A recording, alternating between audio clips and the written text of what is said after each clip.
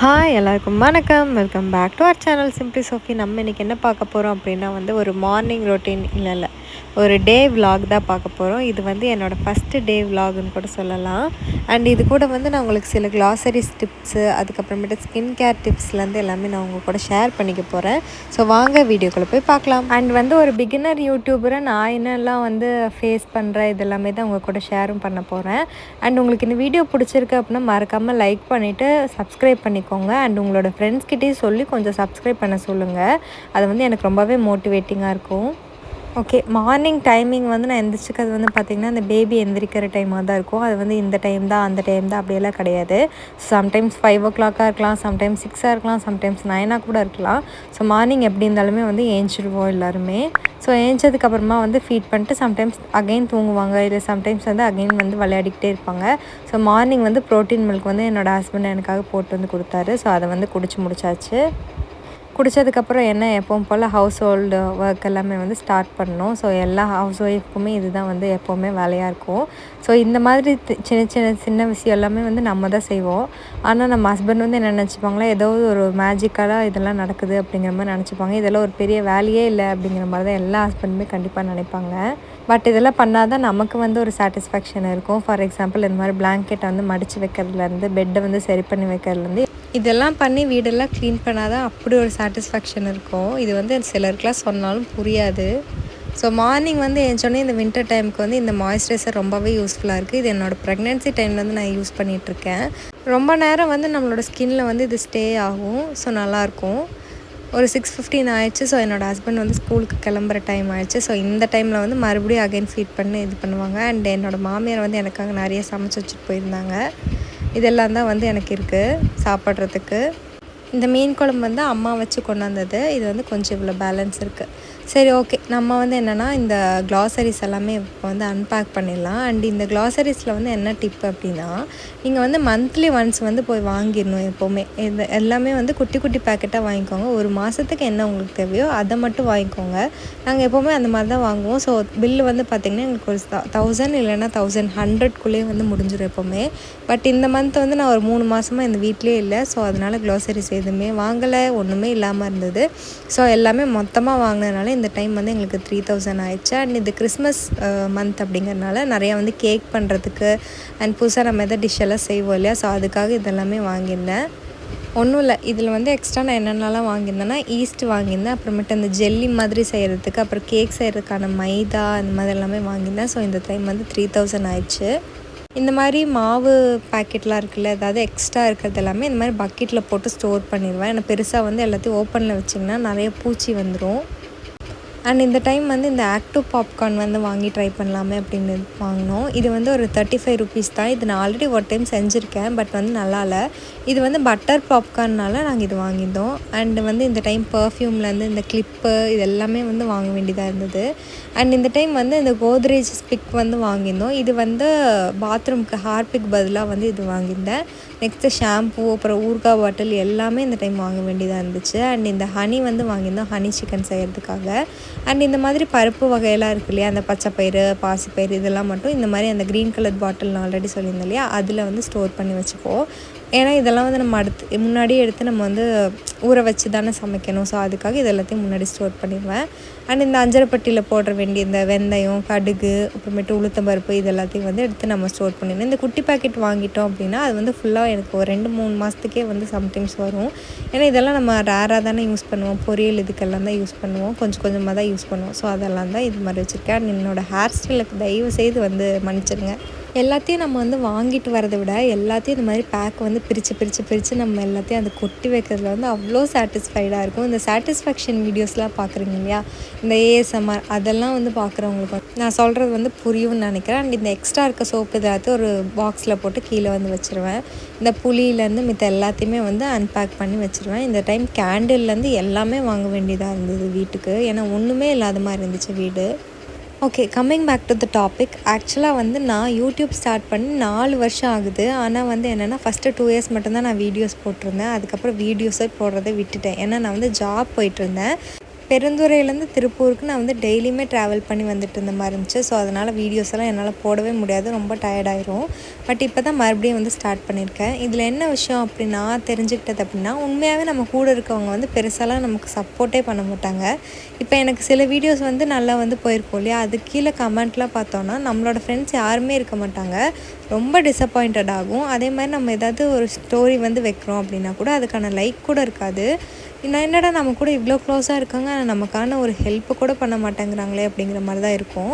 யாரும் நம்மக்கிட்ட வந்து பேசுகிற மாதிரி இருக்கும். அண்ட் அந்த மாதிரி பேசினவங்க எல்லாருக்குமே ரொம்ப பெரிய தேங்க்ஸ். அண்ட் என்னையும் மதித்து சிலர்லாம் வந்து கமெண்ட்லாம் பண்ணியிருந்தீங்க, எனக்கு இந்த மாதிரி வீடியோ வேணும், இந்த மாதிரி இருக்குது, உங்களோட வீடியோ வந்து நல்லாயிருக்கு, அந்த மாதிரிலாம் அவங்க எல்லாருக்குமே வந்து ஒரு ஸ்பெஷல் தேங்க்ஸ் சொல்லிக்கிறேன். ஏன்னா கூட இருக்கவங்க யாருமே பெருசாக வந்து நமக்கு வந்து சப்போர்ட்டே பண்ண மாட்டாங்க. எல்லாமே நம்ம பண்ணதுக்கப்புறமா அந்த ஒரு என்கரேஜ்மெண்ட் இருந்தால் தானே லைஃப் எப்பவுமே நல்லாயிருக்கும். நம்ம எந்த ஒரு சின்ன விஷயம் பண்ணாலுமே நான் வந்து ரொம்பவே அப்ரிசியேஷன் வந்து எதிர்பார்க்குற ஆள். ஸோ அந்த மாதிரி இருக்கிறப்போ இந்த மாதிரி நிறைய பேர் எனக்கு கமெண்ட் பண்ணியிருக்கீங்க. ஸோ எல்லாருக்குமே ரொம்ப ரொம்ப தேங்க்ஸ்.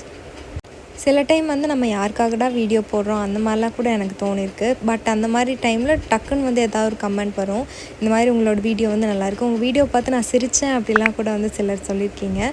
ஸோ அவங்களுக்கு வந்து ரொம்ப பெரிய தேங்க்ஸ். ஏன்னா அந்த மாதிரி கமெண்ட் பார்க்கல அப்படின்னா சரி நம்ம எதுக்கு வீடியோ போட்டுட்டு அப்படிங்கிற மாதிரி தான் எனக்கு தோணும். ஸோ இதுலேருந்து எனக்கு என்ன தோணுன்னா, அப்போ நம்ம கூட இருக்க ஃப்ரெண்ட்ஸ் வந்து உண்மையாகவே நமக்காக இல்லையோ அப்படிங்கிற மாதிரிலாம் தோணும். அண்டு டாக்ஸிக் ஃப்ரெண்ட்ஷிப் பற்றி தான் இந்த வீடியோவில் நான் அவங்க கூட ஷேர் பண்ணலாம் அப்படின்னு தோணுச்சு. என்ன அப்படின்னா, நம்ம ஸ்கூல் படிக்கும்போது வந்து பார்த்திங்கன்னா நம்மளோட மார்க் வந்து நம்ம வந்து ஆவரேஜாக இருப்போம். பட் இருந்தாலும் நம்மளோட மார்க்கை பார்த்து நம்மளோட கூட இருக்கவங்க வந்து சம்மந்தமே இல்லாமல் வந்து சண்டை போட்டிருப்பாங்க. அது வந்து இதுக்காக தான் சண்டை போடுறாங்க அப்படிங்கிற விஷயம் வந்து அப்போ நமக்கு புரிஞ்சிருக்காது. ஆனால் அதுக்கப்புறமா வந்து யோசிச்சு பார்த்தா தான் இதுக்கான ரீசன் நம்ம வந்து மார்க் அவங்களோட அதிகமாக எடுத்தது தான் அப்படிங்கிற மாதிரி இருக்கும். இது வந்து ஸ்கூல் டைமில் நிறைய பேருக்கு நடந்திருக்கும்.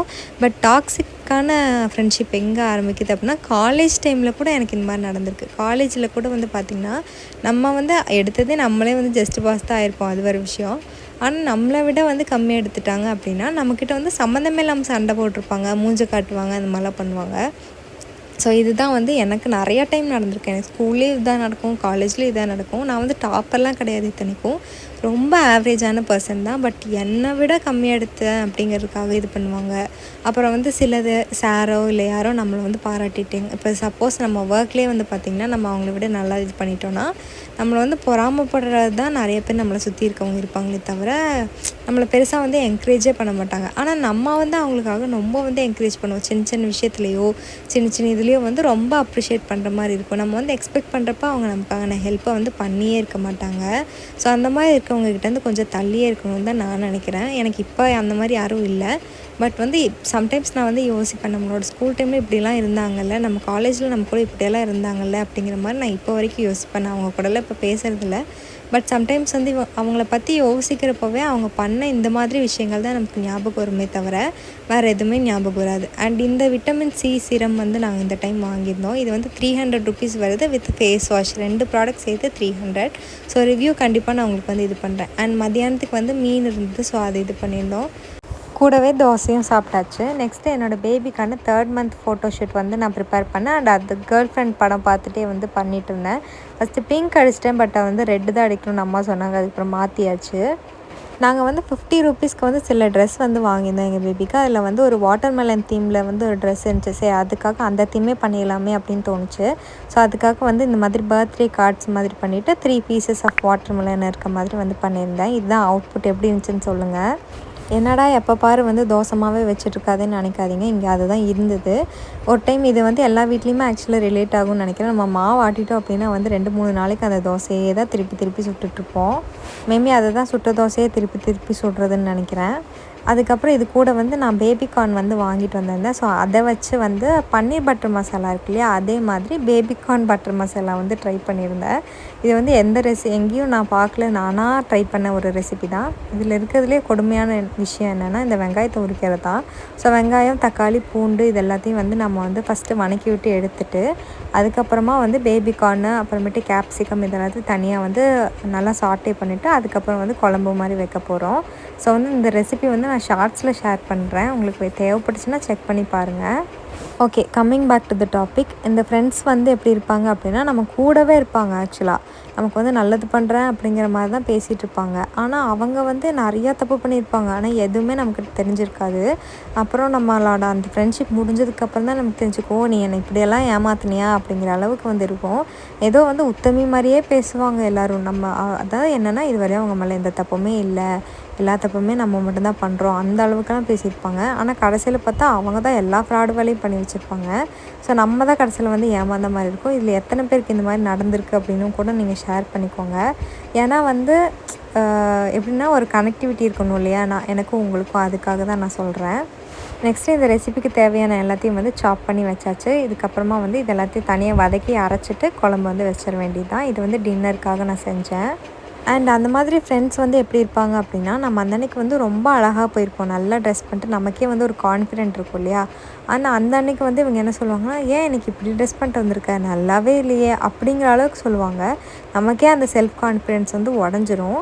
பட் வந்து அப்போ நம்ம காலேஜ் படிக்கிறப்ப நமக்கு அந்த மெச்சூரிட்டி வந்து இருக்காது இல்லையா, இவங்க வேணும்னே தான் சொல்கிறாங்க அப்படிங்கிறதுலாம் இருக்காது. அப்போ நம்மளும் அதை நம்பிட்டு வேறு இருந்திருப்போம். பட் இப்போ வந்து நம்ம வந்து பேசுகிறப்ப தான் நமக்கு வந்து தெரியும், ஓ இப்படியெல்லாம் நம்ம பண்ணியிருக்காங்களே அப்படிங்கிற ஒரு அந்த மெச்சூரிட்டியே நமக்கு வந்து இப்போ தான் வந்திருக்கோம். அண்ட் அதே மாதிரி இப்போ சப்போஸ் அவங்க நம்மக்கிட்ட பேசலை அப்படின்னாலும் நம்ம என்ன பண்ணியிருப்போம்னா, போய் கெஞ்சிருப்போம் அவங்கக்கிட்ட காலேஜ் டைம்லலாம். பட் அதுக்கப்புறம் யோசித்து பார்த்தா, சரி இவங்களுக்காக போய் நம்ம கெஞ்சணுமா, அந்த மாதிரி தான் இருக்கும். உண்மையான ஃப்ரெண்ட்ஸ் எப்படி இருப்பாங்க அப்படின்னா, என்ன தான் சண்டை போட்டாலுமே நம்மளை விட்டு பேசாமலாம் இருக்கவே மாட்டாங்க. நம்ம எவ்வளோ எஃபர்ட் போடுறோமோ அதே எஃபர்ட் அங்கேருந்தும் நமக்கு வந்து வந்திருக்கும். அதுதான் வந்து உண்மையான ஃப்ரெண்ட்ஷிப். எனக்கு வந்து இப்போ ஜாப் போனதுக்கப்புறம் கிடச்ச ஃப்ரெண்ட்ஷிப் எல்லாமே அந்த மாதிரி தான். ஆனால் வந்து இந்த காலேஜ் டைம், ஸ்கூல் டைம்லலாம் நம்ம வந்து இவ்வளோ டாக்ஸிக்காக இருந்தாங்களா, அந்த அளவுக்கு நமக்கு வந்து தோணும். அண்ட் இந்த டைம் வந்து நான் அந்த கஸ்தூரி மேத்தி வந்து வாங்கி யூஸ் பண்ணியிருந்தேன். ஆக்சுவலாக அது வந்து ஸ்மெல் நல்லாயிருக்கு. நான் வந்து சரி ஓகே, இதுக்கு போட்டால் ஏதோ வித்தியாசமான டேஸ்ட்லாம் வருமோ அப்படின்லாம் நினச்சேன். பட் அந்த மாதிரிலாம் எதுவுமே இல்லை, கொஞ்சம் ஸ்மெல் கொடுத்துச்சு அவ்வளோதான். அண்ட் இந்த கடையிலலாம் வர மாதிரி நமக்கு லைட்டாக வந்து மேலே அந்த க்ரீனிஷாக இருக்கும். நான் எப்போவுமே என்ன பண்ணுவேன்னா, கருவேப்பிலையை குட்டி குட்டியாக கட் பண்ணி இந்த கஸ்தூரி மேத்தி மாதிரி போடுவேன். பட் இந்த டைம் வந்து ரியலாகவே வாங்கியிருந்தோம். அண்ட் எல்லாமே ரொம்ப காஸ்ட்லியாக இருந்துச்சு. இந்த எவரெஸ்ட் பிராண்ட் தான் வந்து பார்த்திங்கன்னா 30 ரூபீஸ்க்கு இருந்துச்சு. ஸோ அதனால் இதை வந்து வாங்கி ட்ரை பண்ணியிருந்தேன். இல்லைன்னா நான் அதை வாங்கியே இருந்திருக்க மாட்டேன். கேர்ள்ஸ் ஃப்ரெண்ட்ஷிப் மட்டும்தான் அப்படி இருக்கா, இல்லை பாய்ஸுக்குமே அப்படி இருக்கான்னு தெரியல. ஆனால் கேர்ள்ஸ் தான் இந்த மாதிரி நிறைய விஷயத்த வந்து நம்ம ஃபேஸ் பண்ணியிருப்போம். இந்த மாதிரி டாக்ஸிக் ஃப்ரெண்ட்ஷிப்பாக இருப்பாங்க. நம்ம வீட்லேயே நிறைய விஷயம் இருக்காது, நமக்கு வந்து ரொம்ப இரிட்டேட் பண்ணுற மாதிரி தான் எல்லா விஷயமுமே நடந்திருக்கும். ஸோ நைட்டுக்கு வந்து தோசையும் இந்த வந்து மசாலா குழம்பு மாதிரி தான் வச்சுருந்தேன்.